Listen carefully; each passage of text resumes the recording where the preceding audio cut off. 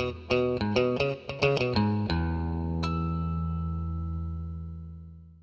everyone, and welcome to another one of our videos. Today I'm going to be doing a review of this ATOTO S8 Ultra. If you follow the channel for a while, you might remember a few years ago I did a review of an ATOTO A6, which was one of their first head units that they came out with that was an Android vehicle head unit, stereo replacement, whatever you want to call it, doubled in unit that you can install in your car. This is the latest and greatest from ATOTO. So this is the S8 Ultra. This has a whole ton of features, many of which I won't mention, but the big things that it has for me are Apple CarPlay, which is huge being an iPhone user. It has Android Auto, which is great for people that I know who have Android phones and may run or ride in my car. It has all the same great features as far as having Android built in, so your access to your Google Play Store, the ability to put music on the head unit itself via micro SD card. It's probably going to have a significant amount of internal storage. I don't remember exactly what it has built into it.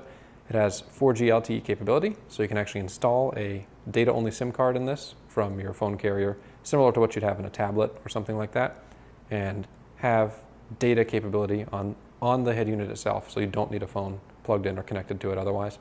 And what I'm hoping to get big time out of this through Apple CarPlay is the ability to wirelessly connect my phone to the stereo and stream music well. The biggest gripe that I had with the previous ATOTO head unit was the fact that my iPhone plugged into it, or rather my iPhone connected to it wirelessly via Bluetooth, did not stream audio with very good quality at all. For some reason, the audio quality was not great. Plugged in via auxiliary or USB, it was perfectly fine, but connected via Bluetooth, it wasn't great. I'm hoping either Bluetooth on this works well, which would be great also for phone hands-free conversations, or that Apple CarPlay through Bluetooth or whatever protocol it uses, I believe it's Bluetooth, works very, very well. So my plan is to install this in my Nissan Xterra, just like I installed the last one, pull that head unit out, put this one in, probably repurpose the other one in another vehicle at some point here in the future. But what I'm going to do, without further ado, is go ahead and take the head unit out of the box and see what all we have inside. Okay, so before we even take a look at the head unit itself, we've got to take a look at all of the accessories and manuals and stuff that it comes with, because holy crap, there are a lot. So, starting from the left, we have some screen protectors, very similar to the A6 head unit that I looked at a few years ago. A little clip-on bezel, again, very similar. Universal mounting brackets, another thing that carries over. We have the wiring harness for this, which looks like it has a few more wires than the previous version. A decent few wires more. We have a video in and out harness, so this allows you to have a front camera feed in as well as two video outs to, I'm assuming, what would probably be screens, backseat screens, something like that. We have the 4G LTE antenna, a Wi-Fi antenna, a wired microphone that has a little clip on it for placing in your vehicle. We have a USB cable for what says USB 2, I think that's like secondary USB, so for a storage device or something like that. And then you have quick charge USB as well, so for quick charging a phone or other device. And then this one right here is another USB cable. Both of these each have two USB ends on them. And this one is for external storage as well as for a phone link. So that is probably one way that Apple CarPlay could work, via USB. Hopefully I can do it wirelessly. Not 100% sure. I believe I can. We'll see. We also have a GPS antenna, and we have a whole bunch of manuals. So before I even start installing this thing, I have a little bit of reading to do. We have one dedicated to the operation instructions of just gesture recognition, which is something cool that I didn't know this thing had. I guess it has the gesture recognition that you see a lot in new cars, where you can, wave your finger in front of the stereo screen and it will turn the volume up or down depending on which way you're waving your hand or your finger. And this booklet also covers Apple CarPlay and Android Auto on select models. I don't know at which point the capabilities there are included. I just know that I bought the highest end version, the S8 Ultra, and they are included in this version. We have panel operation, cable connection, and installation, which I believe is going to be some general operations of the touchscreen, as well as how to connect everything up to the head unit. We have a warranty booklet all on its own, and we have the system operation manual, which I believe is going to cover software. So, now that we've seen all of that, let me put all of this to the side, and we'll take a look at the head unit itself, fresh out of the box. Alrighty, so we have the head unit here on the counter. I took it out of the little packaging it comes in. It comes very, very nicely packaged actually in some closed cell foam and wrapped in a little foam envelope. On the top of the head unit, it has some wiring schematics, basically a copy of the wiring harnesses inputs and outputs, as well as a diagram of everything on the back of the unit. Really, really nice thing to see actually, because sometimes if you lose a manual, it's 10 years down the line and someone's trying to service this stereo, they wouldn't have that necessarily. So it's nice to have that stuck on the top of the head unit. So on the front, it looks very similar to the ATOTO A6, but there's a couple differences that I really, really like. So we have our microphone in there, basically the same spot as before. Same with the SD card, same with the auxiliary input. We have the gesture sensor there, which is super cool to see. So this one does have that built in, and it's very cool that it's kind of outlined and featured prominently on the front. You have the reset button, same as the A6. Power button, same location. This also doubles as a mute button. So if you're playing music, you can just tap that and it will mute everything. If you need to talk to somebody, you're going through a drive-through, something like that. You have your volume down and volume up. This is huge. That may not seem like a huge deal. On the A6, it was reversed. Volume up was to the left and volume down was to the right. Now I understand why that is in other countries like China, where a different language is spoken.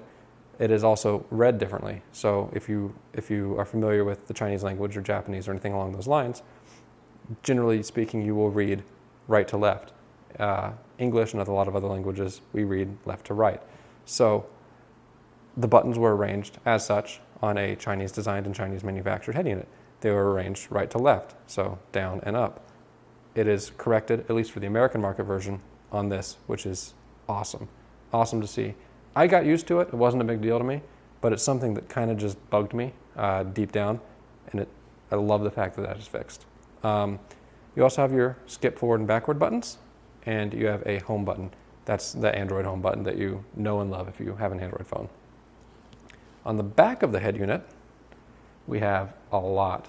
So this is something I've kind of become accustomed to, seeing Android head units over the years. They have a lot more on the back of them than most of your old school head units would. So what you have here is a cooling fan at the very top.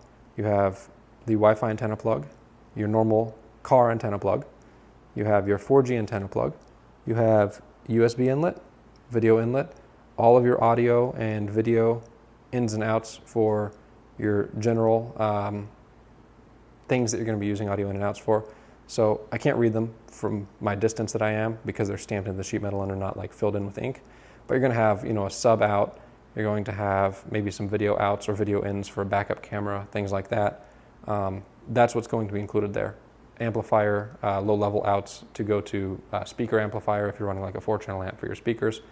All of that is right there. That's built in because it's standard. You don't have a breakout harness for that. You have a big heatsink on the back, so obviously the thing's going to produce a little bit of heat just with the computer components and things that are in there. And you have a second USB plug. That's for the second USB harness that I showed a little bit earlier. You have an optical, either in or out.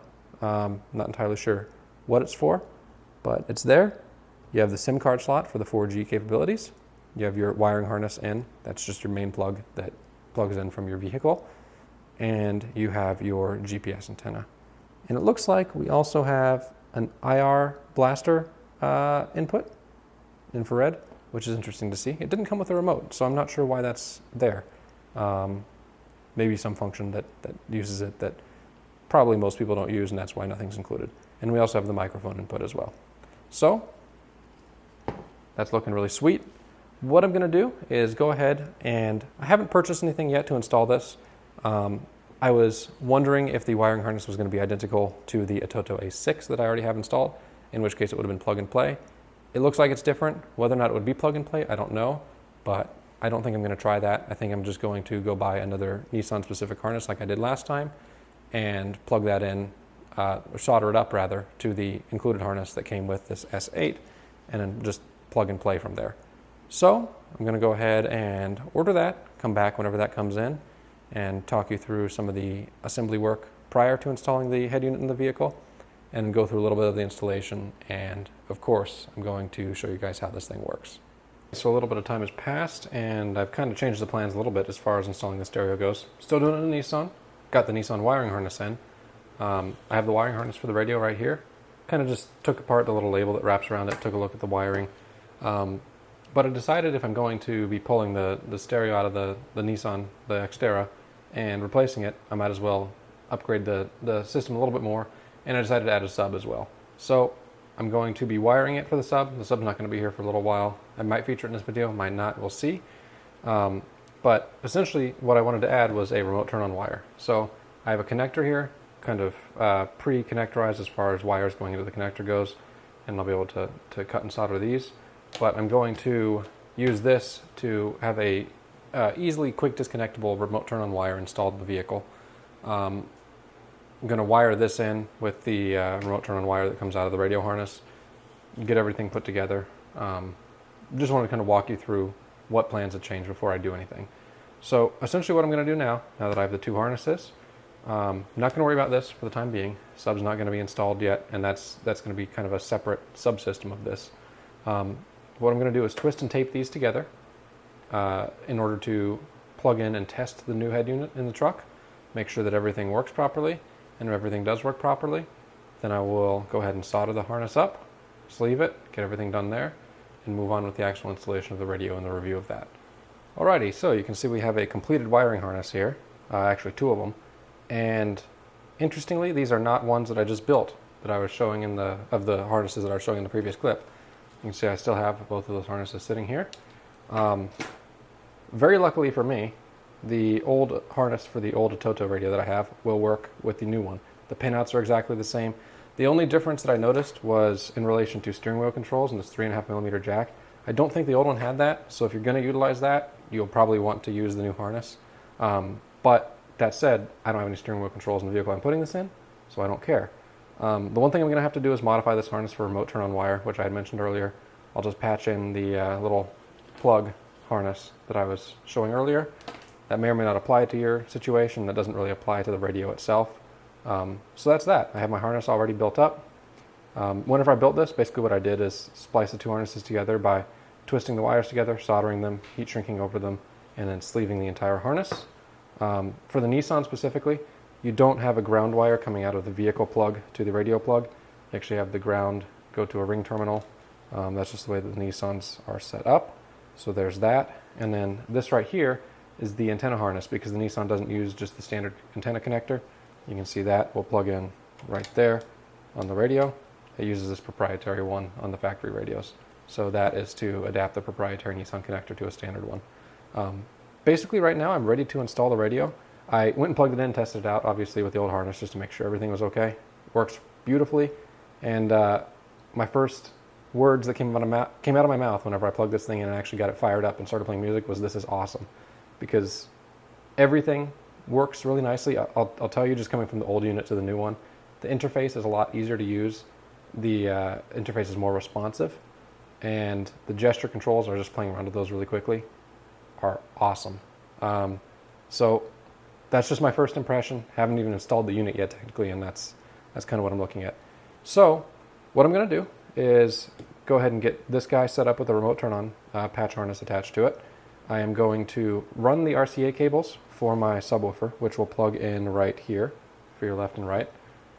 That's something that I didn't have on the old one because I'm installing a subwoofer along with this new unit. I'm going to, I think, install USB 1. That's the plug for Apple CarPlay. So I'm going to install the sub harness for this. Probably install the Wi-Fi antenna. Possibly install the GPS antenna. I don't think I'm going to go ahead and do it with the 4G LTE one.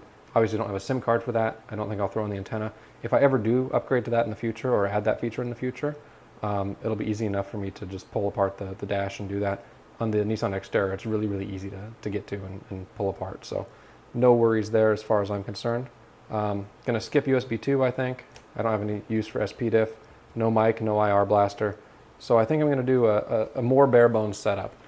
And so what I'm going to do is go ahead, go through the rest of the setup. I'll let you know anything specific to the Nissan or specific to the radio that I find out that's of note. But I'm either going to come back with something like that, or I'm going to come back and we're going to have the radio installed, and I'll kind of run you through some of the features and everything. All right, so I now have the stereo installed, and this turned into a multi-day process, not doing any part to the ATOTO stereo at all. It was purely because of all of the kind of upgrades and things that I wanted to do on the truck, and the fact that the vehicle that I'm installing this in, the Nissan Xterra, isn't bad for wiring, and it comes apart pretty easily and everything, but there's a lot of little attention to detail things that you have to pay attention to on these trucks if you want things to not abrade and cables to run nicely and everything. So I spent a few hours over the course of 2 days, a few hours on each day, wiring up the truck, getting the stereo installed, all of that. So it's now wired for a sub, which is the other kind of half of the upgrade that I'm doing here. But the head unit's in, so you can see it's powered on, everything works properly. I will say, compared to the ATOTO A6, I know this one has a little bit better of a speaker amp in it that's built in, and I do run my speakers to the built-in amp because I just run the factory speakers in this truck. But oh my goodness gracious, is the amp better in this. I know that the power output's a little bit higher. The equalizer on this stereo is better, for sure. If you go into the equalizer app right there, I have it actually set for jazz, which kind of emphasizes high tones and mid-tones, but it also gives a little bit of punch as well through the speakers. Probably going to end up changing that once I have the sub in here, but we'll see. But my goodness, is the audio so much better. I tested the Bluetooth audio, and that's all I've actually tested so far as audio playback from a phone goes. Works fantastically. The Bluetooth audio is miles better than the A6. The A6 I never used Bluetooth on other than whenever I first set it up, and realized that the sound quality over Bluetooth, for some reason, it didn't ever work properly with my iPhone. And the sound quality was terrible. So I tested it with some Android phones. It worked okay with those, worked better, at least with those. But this is even miles better than that. So Bluetooth is a win. I've tested that out. Equalizer, super nice and easy. Haven't tested out the Apple CarPlay feature yet, but I did, in my lower glove box here in the Xterra, install the CarPlay cable. So that is basically a USB female port that you can install or plug a lightning cable into, or 30-pin connector, depending on what kind of phone you have. But I don't think any of the old iPhones that have the old connector are CarPlay capable. But either way, plug a lightning cable into that, plug your iPhone into that. You can have wired CarPlay.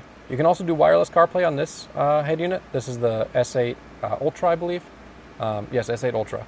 And you can do wireless CarPlay on this one as well. You connect via Bluetooth, and then there's some Wi-Fi networking that goes on between your iPhone and the head unit, and CarPlay will work wirelessly there as well. But if you happen to drive point to point where there's places that you have Wi-Fi, or you are normally connected to Wi-Fi, such as your home or your work or something like that, I'm concerned that there may be some interference there. So I'm going to test it both ways, and we'll see how that goes. So basically where I'm at now is I'm done with the installation. Installation went smoothly. Head unit works beautifully thus far. What I'm going to do is I'm going to test it for a few weeks, and then I'm going to come back and show you some of the features that I really like, whatever I find out over the next few weeks, as well as go over my thoughts and feedback and everything as far as the head unit goes. Anything I like, anything I dislike, all of that. So I will see you all in a few weeks. So it's been a few weeks since I shot the last clip of this video. In fact, it's been a little bit more than a few weeks. It's been about a month and a half, maybe even 2 months now, that I've had the stereo installed in the Xterra. The reason it's taken a little bit of time for me to do a review is because I ended up having to loan this truck out to a family member who needed it because their car was broken down. So I didn't have a whole lot of time initially right after I installed the stereo to play around with it and test it out and everything. So it's been a little while. I have been using the stereo for about 3-4 weeks now. Every day, driving to work, daily commute, running errands, all that sort of stuff. So I've gotten used to how this thing works and all of its different features and functions and everything. And I can say overall, I'm very, very, very happy with this thing. Right here on the screen is what I use the vast majority of time on this head unit. This is the Bluetooth audio screen, and actually the kind of the Bluetooth connectivity screen. This is where the screen sits 99% of the time whenever I am in the vehicle. Most of the time whenever I'm in here, I'm listening to music. So if I'm using the stereo, this is what's up. The main way that I use this thing is connecting my iPhone via Bluetooth to the stereo. It works really seamlessly. Everything's really quick to pair. I come sit in the truck, start it up, phone's instantly connected, starts playing music within a few seconds. It's fantastic. My old ATOTO stereo that I had was not the same way in terms of Bluetooth connectivity, and that is the biggest thing with this one for me. So the old one, I used to use an auxiliary cable because the Bluetooth didn't play nice with my iPhone, and the sound quality was terrible over Bluetooth. Now, that wasn't a fault of the stereo necessarily, having like a bad Bluetooth module or something like that. It worked fine with a lot of Android phones, but it did not work with iPhones, and I tested it with a few different models, and it didn't work with any of them. So with this one, that's resolved. Bluetooth works beautifully. I'm also able to use hands-free calling. I've done that a few times to do conference calls and things. You have your contacts button right there above the pinkish stereo button, and then I'm not going to go into there because I have all of my contacts listed and it'll show phone numbers. But from there, you also have your call log, which I cleared out just to show you on video, but this is where all of your calls would pop up if you are making a ton of phone calls in your car or whatever. It doesn't duplicate your call log from your phone. It's just an independent call log for the stereo itself. In addition to that, I've used a few different other features, and I just wanted to kind of make mention of what I have used. Auxiliary, I tested out, works fine. It's just an auxiliary port right on the front. Typical. The equalizer has definitely a lot more options than the previous ATOTO equalizer. The interface is a lot better in my opinion. You can see I have it set to jazz. Ironically, that is what I found best for the music that I listen to, which is kind of a combination of rock and pop and hip-hop and all sorts of other genres as well. I do listen to a fair amount of jazz, and it does sound pretty darn great in that as well. But that is kind of how the equalizer is set up. Definite improvement over the previous version as well. Like I said, I've used the calling. I haven't used the maps yet. I haven't had a need to, and I'll mention in a second why that is. The inbuilt music app, I think, is the same as the previous version, or very similar to the previous version. Not the greatest, not terrible. On my previous ATOTO head unit, I did replace that app with another one. The name is escaping me of that other app, but I ended up replacing that. So if you're planning on listening to music, maybe off of an SD card or something on here, try the inbuilt one. I haven't tried that personally yet because I use my iPhone for everything, but give it a try. If it doesn't work, there's other great options out there. Things like steering wheel controls don't apply to this vehicle that I have this in because it doesn't support those. I have used a little bit of Google Chrome in the App Store just to get some things set up and loaded up on here. Everything has worked flawlessly there. Torque isn't pre-installed on here. I don't know if it is the full version or not. It's something that I actually plan on using going forward. I need to get a Bluetooth OBD2 dongle to make that work, but I do plan on doing that in the future. And I think that just about covers it on the apps. There's one other thing that I wanted to show. That's Apple CarPlay. It works really, really phenomenally well, but I will show that in a separate clip. That's the Z-Link app right there. The reason I need to show it in a separate clip is because I have the wires for Apple CarPlay for my phone to actually plug in my glove box, and I need to kind of reach across and block the camera to do that. So I will cut away in just a second, and I will show you Apple CarPlay. All right, so I have my iPhone plugged in now, just coming back, sitting still at the same screen. Right here at the bottom, it will show whenever you plug in a phone, device detected. At least that's what it does with an iPhone. Again, haven't tried every single phone with this thing, but that's what it does with my phone. So if you go into the Z-Link app, click on there. It's going to kind of do its thing. Connecting, waiting, connecting, waiting. It'll basically connect to the iPhone. And once it gets there, which takes a few seconds, it's not quite as quick as Bluetooth, which is why I don't use it as often. It pulls up Apple CarPlay. So this is exactly what you'd see on pretty much any new car these days in 2020. Most even pretty basic cars like a Volkswagen Passat or a Toyota Corolla or a Camry, something like that. Most of them have Apple CarPlay, either standard or as a feature. You have your phone, your music, your maps. This is why I don't use the inbuilt maps, because I have Apple Maps here, really at hand, works really beautifully. You're now playing some of your automotive car stuff. What car stuff is basically taking you back to the actual stereo interface itself. Your typical podcast, news, audiobooks. You've got Waze, Amazon Music. I use a lot of Amazon Music, or listen to a lot of music through Amazon Music. Works really well for me through CarPlay. It also works really well over Bluetooth, either way. So that's what CarPlay looks like. I don't use this as much as Bluetooth because I have to plug my phone in. It's just not quite as convenient, but I do use it whenever I am either going for a longer drive and I want a little bit more of a seamless interface on the screen, or if I am going to need to use maps or something like that, I need to be able to see that on the screen. Maps does work over Bluetooth, no problem. I've used it plenty of times whenever I have a general idea of where I'm going, but maybe I'm using it for traffic info, something like that, just in case I need an alternate route really quick on hand if there's an accident ahead or something like that. It all works pretty darn well. One thing I want to mention, over Bluetooth, whenever you're listening to Bluetooth audio, so through this interface, the forward and back skip buttons work beautifully. That was a issue that I can't remember if it came up or not on the previous ATOTO head unit that I had.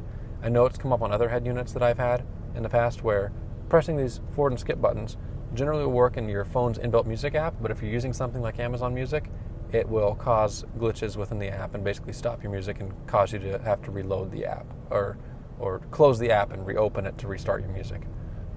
No issues like that here. Another thing that's really cool that I wanted to mention that I've actually found myself making more use of than I thought I would is the gesture-based volume control. I know that there's more gestures that this thing supports, and I don't know them all by heart, but volume is really, really simple, just like it is for most cars. You kind of swirl your hand in front of the stereo, and it may be too dark for me to do it in here right now. Okay, I have to get a little bit closer. So you swirl your finger in front of the stereo, turn it up, turn it back down. I found myself doing that quite a bit while I'm driving and I don't want to take my eyes off the road, and I don't want to just click, click, click, click, click on the volume buttons. So definitely something that I've started using there. It works really well in the daytime. I've noticed whenever I'm driving through, like changing lights, like if trees are on the side of the road and it's kind of causing flashing light from the stereo's point of view, the little sensor in there, it sometimes has trouble kind of reading my motion, but that's kind of to be expected. That happens with most vehicles and most of these gesture-based control systems. But overall, I'm really happy.